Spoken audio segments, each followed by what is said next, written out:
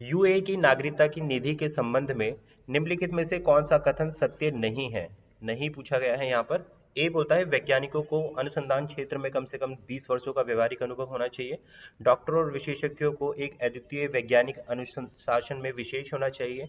ए और बी दोनों या उपरोक्त में से कोई नहीं। तो देखिए यूएई की नागरिकता के बारे में बात की जा रही है, तो यहाँ पर विकल्प ए बिल्कुल सही है। ऑप्शन नंबर ए क्या बोलता है, संबंध में सही नहीं है। क्या बोला गया है यहाँ पर, 20 वर्षों का व्यवहारिक अनुभव होना चाहिए।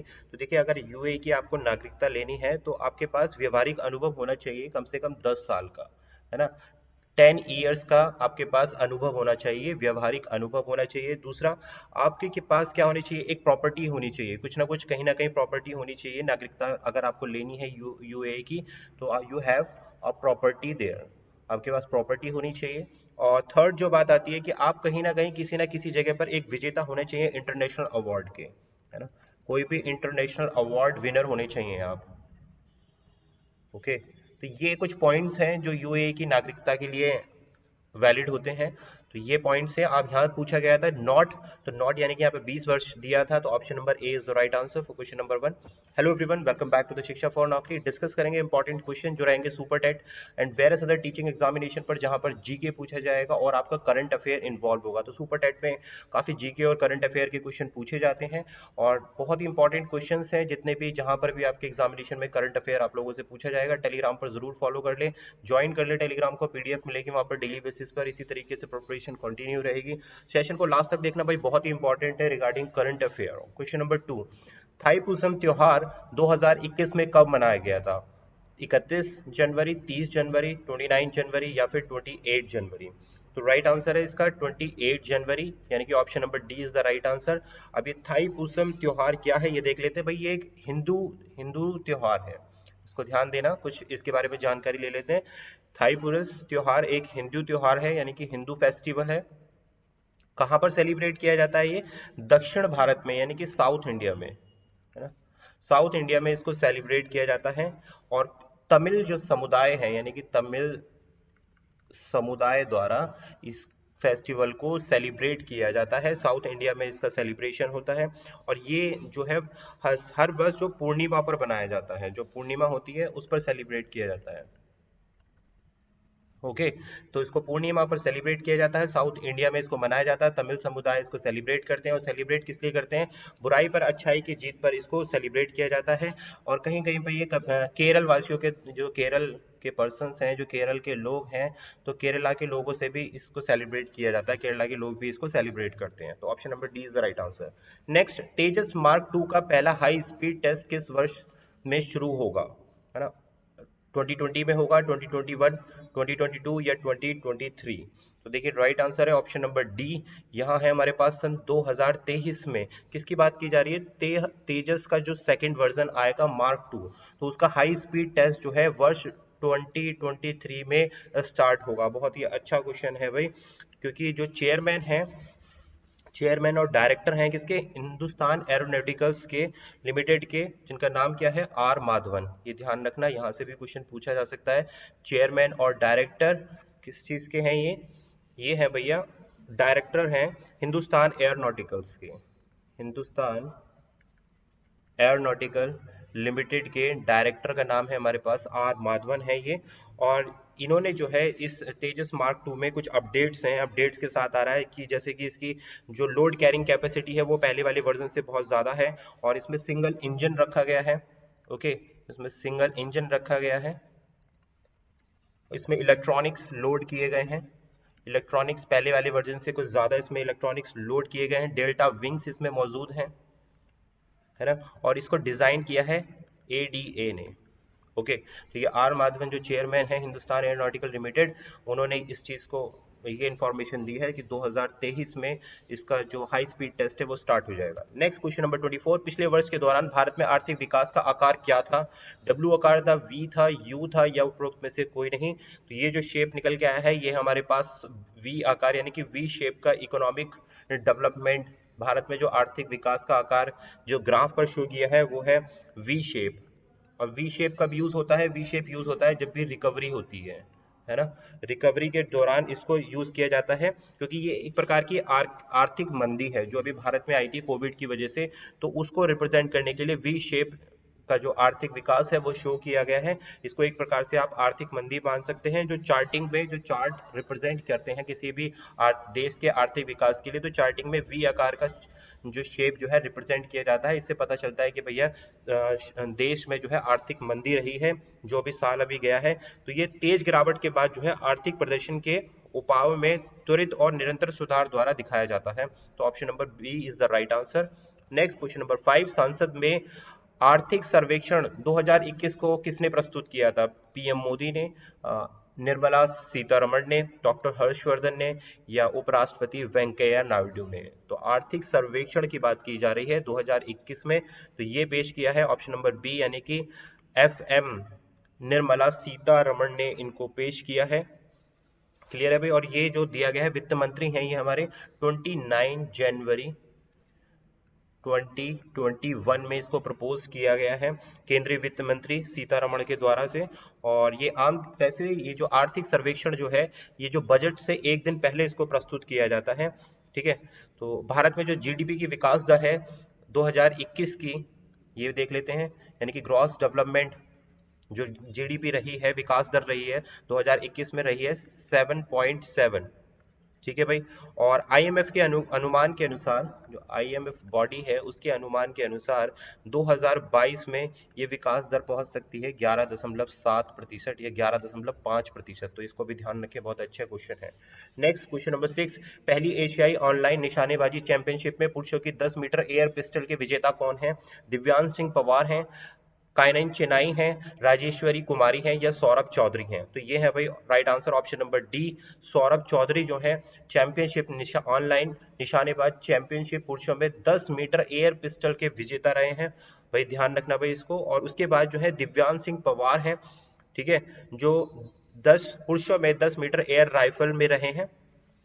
और सेकंड है हमारे पास ये कनाइन चेनाइन, तो ये क्या है, पुरुषों में यानी मेल्स में मेल्स ट्रैप में रहे हैं ये, है ना, स्वर्ण पदक विजेता रहे हैं। राजेश्वरी और कैनाइन चेनाई जो है ये पुरुष ट्रैप में और ये फीमेल्स में, है ना, ये फीमेल वर्ग में और ये पुरुष वर्ग में क्या रहे हैं, स्वर्ण पदक यानी कि गोल्ड मेडल विनर रहे हैं। बहुत इंपॉर्टेंट है भाई स्पोर्ट्स में, अगर आपके पास क्वेश्चन आता है तो सुपर टाइट में, तो ये गोल्ड मेडल इन लोगों ने दोनों ने जीता है, राजेश्वरी ने और सौरभ चौधरी जो है 10 मीटर एयर पिस्टल में 2018 में भी एशियाई खेल में गोल्ड मेडल, इनको सौरभ चौधरी को 2018 में एशियाई चैंपियनशिप में गोल्ड मेडल मिल चुका है भाई।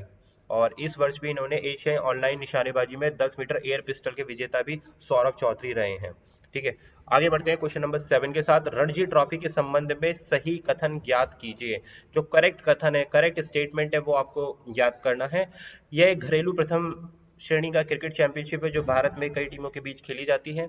इसका नाम रणजीत सिंह के नाम पर पड़ा है, जो अंतर्राष्ट्रीय क्रिकेट खेलों से खेले वाला पहले भारतीय क्रिकेटर थे। प्रतियोगिता का पहला मैच 4 नवंबर 1994 को आयोजित किया गया था। सभी जो ऑप्शंस है वो सही हैं, तो राइट आंसर है हमारे पास ऑप्शन नंबर डी। रणजी के बारे में सभी लोग जानते होंगे, जो रणजी ट्रॉफी है भाई ये फर्स्ट क्लास क्रिकेट भारत में इसको माना जाता है, जो डोमेस्टिक फर्स्ट क्लास क्रिकेट होता है, कई टीमों के बीच में खेला जाता है। जो रणजीत सिंह थे उनके नाम पर अंतर्राष्ट्रीय क्रिकेट पहला मैच खेलने वाले भारतीय क्रिकेट थे, उनके नाम पर इस ट्रॉफी का नाम रणजी ट्रॉफी पड़ा। और इसका प्रतियोगिता का पहला मैच 4 नवंबर 1934 में आयोजित किया गया था। तो सारे के सारे ऑप्शन सही हैं। क्वेश्चन नंबर 8, किस मंत्रालय ने national marine turtle action plan जारी किया है? ये आपको बताना है। तो राइट आंसर है यहाँ पर ऑप्शन नंबर ए, ये है पर्यावरण वन जलवायु परिवर्तन मंत्रालय। इसने जो है नेशनल टर्टल एक्शन प्लान को जारी किया है। तो ये किस चीज़ को मैनेज करता है? ये कोऑर्डिनेशन मैनेज करता है किसमें, गवर्नमेंट में और सिविल सोसाइटी में, यानी कि जो सरकार है और सिविल सोसाइटी के बीच में जो है कोऑर्डिनेशन मैनेज करने के लिए ये डिपार्टमेंट काम करता है। तो option number A is the right answer. आगे बढ़ेंगे क्वेश्चन नंबर 9, विश्व कुष्ठ रोग किस दिवस मनाया जाता है? इंपॉर्टेंट क्वेश्चन है भाई, मार्क कर लो इसको। तो ये जनवरी के आखिरी रविवार को, जनवरी के अंतिम शुक्रवार को, 30 जनवरी को, या जनवरी के अंतिम रविवार को? तो राइट आंसर है हमारे पास ऑप्शन नंबर डी, ये सेलिब्रेट किया जाता है किस दिन? जनवरी के अंतिम रविवार को। तो लास्ट रविवार को जो होता है जनवरी में, उसको हम इसको सेलिब्रेट करते हैं लास्ट संडे को। और ये किस लिए सेलिब्रेट किया जाता है भाई? जो कुष्ठ रोग होता है जिसको हम इंग्लिश में बोलते हैं लेप्रेसी, है ना, लियोप्रेसी जिसको हम बोलते हैं, इस बीमारी के अवेयरनेस को बढ़ाने के लिए इसको सेलिब्रेट किया जाता है। क्योंकि ये कैसी बीमारी है भैया? ये इन्फेक्शियस डिजीज है, यानी कि इन्फेक्शन डिजीज है। और जो किसकी वजह से होती है ये भी आप देख लो, बैसिलस बैसिलस माइकोबैक्टीरियम, इसकी वजह से, इस बैक्टीरिया की वजह से ये होती है। क्योंकि ये कैसी है भैया? ये इन्फेक्शियस डिजीज है। और इसका दूसरा नेम क्या है? हैंसन डिजीज भी। लेप्रोसिस को दूसरे नेम से क्या जानते हैं? हैंसन डिजीजेस के नाम से भी इसको जानते हैं। लेप्रोसिस को हिंदी में इसको बोलते हैं कुष्ठ रोग। और जनवरी के अंतिम रविवार को इसको मनाया जाता है, जिससे कि लोगों को अवेयर किया जा सके इसके बारे में। क्वेश्चन 10, आयुष्मान भारत के नए मुख्य कार्यालय के रूप में किसे नियुक्त किया गया? Indu Bhushan, R S Sharma, PD Vaghela या उपरोक्त में से कोई नहीं? तो देखिए राइट आंसर है हमारे पास ऑप्शन नंबर बी। ये मुख्य कार्यकारी के रूप में जो नियुक्त किया गया है आयुष्मान भारत के, तो ये है हमारे पास आर एस शर्मा जी को नियुक्त किया गया है, ध्यान रखना। और ये इनको जो है प्रधानमंत्री जल आरोग्य योजना जो हुई है उसके लिए भी इनको नियुक्त किया गया है, इंश्योर किया गया है, ठीक है। और इन्होंने किसको रिप्लेस किया भाई? जो आर एस शर्मा है, इन्होंने रिप्लेस किया है इंदु भूषण को, जो ऑप्शन नंबर 1 में है। पहले ये थी कार्यकारी किसकी? आयुष्मान भारत की। इनको रिप्लेस करके कौन आए हैं? आर एस शर्मा आए हैं। और जो इंदु भूषण है ये सीईओ थी, सीईओ इंदु भूषण जो है सीईओ थी। और जिन्होंने chairman of telecom regulatory auto of India, यानी कि ट्राई जो ऑर्गेनाइजेशन है, TRAI, ट्राई जो ऑर्गेनाइजेशन है, telecom regulatory authority of India, तो ये इसकी सीईओ भी रही हैं इंदु भूषण। और आयुष्मान भारत के पद पर भी इन्होंने कार्य किया है, नियुक्त किया गया था इनको। इसके बाद आर एस शर्मा ने इनको अभी रिसेंटली रिप्लेस किया है। और ये जो है प्रधानमंत्री जन आरोग्य योजना जो रिसेंटली लॉन्च हुई है उसको भी डील कर रहे हैं। क्वेश्चन नंबर पढ़ते हैं आगे 11 के साथ। मुंबई अहमदाबाद बुलेट ट्रेन परियोजना किस कंपनी ने अनुबंध किया है? लार्सन एंड टर्बो ने किया है, रिलायंस इंडस्ट्री ने किया है, टाटा प्रोजेक्ट लिमिटेड ने किया है, या हिंदुस्तान कंस्ट्रक्शन कंपनी ने किया है? तो भाई ये है लार्सन एंड टर्बो कंपनी, जिन्होंने मुंबई और अहमदाबाद बुलेट ट्रेन की परियोजना के लिए अनुबंध किया, यानी कि L&T जो कंपनी है इन्होंने ये प्रोजेक्ट लिया। और बहुत बड़ा प्रोजेक्ट है भाई ये L&T के पास में, और जिसकी कीमत जो है लगभग है 1390 करोड़, 1390 करोड़ रुपए का ये प्रोजेक्ट है जो L&T ने लिया है। और इसके अंतर्गत इनके पास जो टेंडर है वो स्टील के जितने भी ब्रिजेस हैं, जब रोड कंस्ट्रक्शन होगी और स्टील के मतलब जितने भी स्टील के ब्रिजेस आएंगे और जितने भी अदर स्ट्रक्चर्स आएंगे वो भी इनको ही बनाने हैं, L&T कंपनी को ही बनाने हैं। क्लियर है भाई? तो option number A is the right answer. आगे बढ़ते हैं क्वेश्चन नंबर 12 के साथ। भाई सेशन पसंद आ रहा हो ज्यादा से ज्यादा शेयर करना, सब्सक्राइब कर लो चैनल को डेली इसी तरीके के सेशन अटेंड करने के लिए। क्वेश्चन 12 बोलता है भारतीय नौसेना फास्ट अटैक यानी कि इनफैक्ट T-81 को हाल ही में डीकमीशन किया गया, वह किस वर्ग से संबंधित है? ऑप्शन ए बोलता है सुपर डेवोरो एम के थर्ड वर्ग से, सरयू वर्ग गश्ती पोत से, या सी सुकन्या वर्ग गश्ती पोत से, या डी सुपर डेवोरो एम के सेकंड वर्ग से? तो राइट आंसर है हमारे पास ऑप्शन नंबर डी, ये सुपर डिवोरो एम के सेकंड वर्ग से संबंधित है। कौन सा? नौसेना का जो फास्ट अटैक क्राफ्ट है जिसको हम बोलते हैं इनफैक्ट T-81, तो इसको डीकमीशन किया गया है। तो ये सुपर डिवेरो एम के वर्ग यानी कि सेकंड क्लास से ये रिलेट करता था। और इसको जो है बनाया गया था, जो डीकमीशन किया गया है उसकी डेट भी आप नोट कर लो। ये डेट है हमारे पास 28 जैन 2021 को इसको डीकमीशन किया गया है, ठीक है। और इसको जो नेवल गार्ड के लिए यूज किया जाता था, मतलब नेवी इसको इस्तेमाल करती थी डॉकयार्ड के लिए। तो after providing service of more than 20 years, यानी कि इसने कब कितनी सर्विस प्रोवाइड की है? लगभग 20 साल से भी ज्यादा की सर्विस इसने प्रोवाइड की है। क्योंकि ये जो जब बना था तो ये जो लॉन्च किया गया था, ये लॉन्च किया गया था जून 5 1919 में इसको कमीशन किया गया था। और डी कमीशन कब कर दिया गया, मतलब इसकी सेवा समाप्त कब कर दी गई है? 28 जनवरी 2021 में इसकी सेवा समाप्त कर दी गई है। नौसेना का फास्ट अटैक क्राफ्ट था ये, 20 सालों तक इसने सेवा की। और इसकी जो लंबाई है इसके वेसल की वो 25 मीटर लॉन्ग है, ये 25 मीटर लॉन्ग है। और इसका जो 60 टन का इसमें डिस्प्लेसमेंट है, यानी कि 60 टन का डिस्प्लेसमेंट इसमें मौजूद है और 20 मीटर लॉन्ग इसका वेसल है। तो option number D is the right answer. आगे बढ़ते हैं क्वेश्चन 13 के साथ। एशियाई क्रिकेट परिषद एसीसी के अध्यक्ष कौन बने हैं? Again important question. Najmul Hasan, Jay Shah, Saurabh Ganguly या गौतम गंभीर? तो राइट आंसर है हमारे पास ऑप्शन नंबर बी, ये बने हैं एसीसी, है ना, एशियाई क्रिकेट एसोसिएशन के, एशियाई क्रिकेट काउंसिल के जो अध्यक्ष बने हैं, प्रेसिडेंट बने हैं, वो है हमारे पास जय शाह। और इससे पहले कौन थे? नजमुल हसन थे, ये भी आप ध्यान रखना। और ये इन्होंने किस, जय शाह ने रिप्लेस किया है नजमुल हसन को, और नजमुल हसन जो है chief of Bangladesh cricket board, यानी कि बांग्लादेश का जो क्रिकेट बोर्ड है उसके चीफ रह चुके हैं, है ना। और जो पहले जो है, जो नजमुल हसन थे, ये बांग्लादेश के चीफ थे क्रिकेट बोर्ड के, और उससे पहले ये किस चीज पर अपॉइंटेड थे? ये अपॉइंटेड थे भाई एसीसी पर, यानी कि एशियाई क्रिकेट परिषद पर ये नजमुल हसन थे। उसके बाद ये बांग्लादेश क्रिकेट बोर्ड के बने, और इन्होंने जय शाह अब रिसेंटली हमारे एशियाई क्रिकेट परिषद के जो अध्यक्ष बने हैं। और जो इसका हेडक्वार्टर है वो है कोलंबो में, श्रीलंका में। क्लियर? चलिए आगे बढ़ते हैं नेक्स्ट क्वेश्चन के साथ में। शहीद दिवस 30 जनवरी को डैश किसकी स्मृति में मनाया जाता है? मोहनदास करमचंद गांधी, भगत सिंह, लाला लाजपत राय या उपरोक्त सभी? तो राइट आंसर है ऑप्शन नंबर ए, ये मोहनदास करमचंद गांधी जी के जो मार्टियर थी, यानी कि जो उनकी मृत्यु तिथि थी, उस पर इसको मनाया जाता है, यानी कि 30 जनवरी को उनकी डेथ हुई थी। मोहनदास करमचंद गांधी की जो डेथ एनिवर्सरी है वो है फादर ऑफ नेशन जो कहलाते हैं, 30 जनवरी 1948, है ना। और इनको किसने मारा था? नाथूराम गॉडसे ने भी मारा था। तो भाई ये भी आप नोट डाउन कर लो, नाथूराम गॉडसे ने इनको मारा था। और ये इनकी 73वीं डेथ एनिवर्सरी थी। कौन से दिन पर मनाई जाती है? 30 जनवरी को मनाई जाती है। 1948 में इनकी डेथ हुई थी। फादर ऑफ नेशन कहलाते हैं मोहनदास करमचंद गांधी, सभी लोग जानते हैं।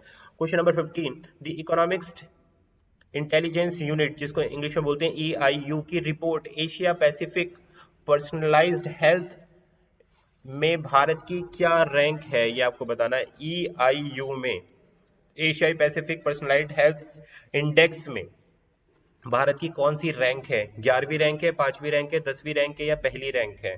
तो देखिए भैया, ये रैंक है हमारे पास ऑप्शन नंबर सी, यानी कि 10वीं रैंक है भारत की। किस चीज में है ये? इंडेक्स में। और भाई ये कितने कंट्रीज के बीच में होता है? 11 कंट्रीज के बीच में जो है लिस्ट बनी थी, जिसमें भारत की रैंक 10वीं है। और इसमें कौन सी रिपोर्ट दी जाती है भैया? इसमें जो है कि आपके देश में कितनी अच्छी फैसिलिटीज है रिगार्डिंग हेल्थ, है ना। द इकोनॉमिक इंटेलिजेंस यूनिट की जो एशियाई रिपोर्ट होती है, इसमें सारी एशियाई कंट्रीज इंक्लूड होती हैं। तो ये progress of a country adopting personalised, मतलब हेल्थ केयर के रिगार्डिंग जो है आपकी कंट्री जो है पर्सन्स, यानी कि जो लोग उसमें रहते हैं, उसके लिए कितना अच्छा कार्य कर रही है, उसमें भारत की रिपोर्ट निकल के आई है, 10th प्लेस पर है। और उसमें जो जो कंट्रीज इन्वॉल्व हैं वो ये है: इंडिया इसमें इन्वॉल्व था, इंडोनेशिया इसमें इन्वॉल्व था, ओके, और ऑस्ट्रेलिया इसमें इन्वॉल्व था, नेक्स्ट चाइना भी इसमें इन्वॉल्व था, जापान, मलेशिया, ठीक है, New Zealand, Thailand, south Korea, Taiwan, ये सारे कंट्रीज में इन्वॉल्व थे, जिसमें रैंक इंडिया की 10वीं आई है। और जो टॉप किया है वो किया है सिंगापुर और इंडोनेशिया, यानी कि सिंगापुर सबसे फर्स्ट रैंक पर आया है एंड देन इंडोनेशिया। तो यहाँ पर जो हेल्थ की जो हेल्थ केयर और पर्सनलाइज, मतलब person to person health care पर जो ध्यान दिया जाता है, तो उस इंडेक्स में जो है सिंगापुर और इंडिया नहीं, इंडोनेशिया, गलत मत समझ जाना भाई। तो ये दोनों कंट्री ने टॉप किया है इस रिपोर्ट में, भारत जो है 10वें स्थान पर है। तो ये थे हमारे इंपॉर्टेंट क्वेश्चंस करंट अफेयर के लिए। इसी तरीके के सेशन ज्वाइन करने के लिए चैनल को सब्सक्राइब कर लेना, बेल आइकन को जरूर प्रेस करना। सुपर टेट के लिए बहुत ही इंपॉर्टेंट सेशन था ये, और आप जो है शिक्षा फॉर नौकरी पर ज्वाइन कर सकते हैं, वहाँ PDF मिल जाएगा इस वीडियो को। मिलेंगे आपसे